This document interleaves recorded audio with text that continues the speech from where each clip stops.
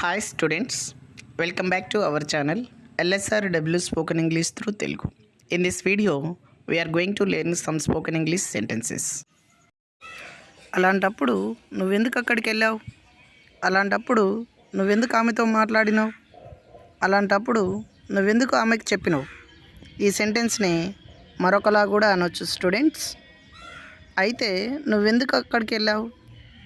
అయితే నువ్వెందుకు ఆమెతో మాట్లాడినావు? అయితే నువ్వెందుకు ఆమెకు చెప్పినావు? ఇలా కూడా అనొచ్చు. ఓకేనా?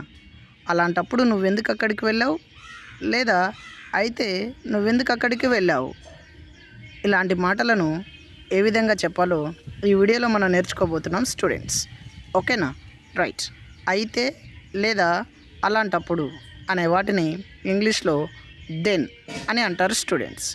దెన్ తర్వాత సింపుల్ పాస్ట్ టెన్స్లో మాత్రమే ఈ స్ట్రక్చర్ని యూజ్ చేయవలసి ఉంటుంది. ఓకేనా? రైట్. అలాంటప్పుడు నువ్వెందుకు అక్కడికి వెళ్ళావు?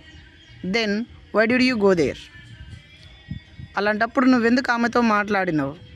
Then why did you talk to her?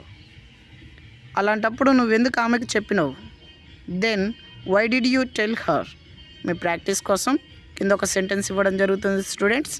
ఇచ్చిన సెంటెన్స్ని పైన ఉన్న స్ట్రక్చర్ని యూజ్ చేసుకుంటూ ఇంగ్లీష్లో ఏ విధంగా చెప్పాలో కామెంట్ బాక్స్లో కామెంట్ చేయండి స్టూడెంట్స్.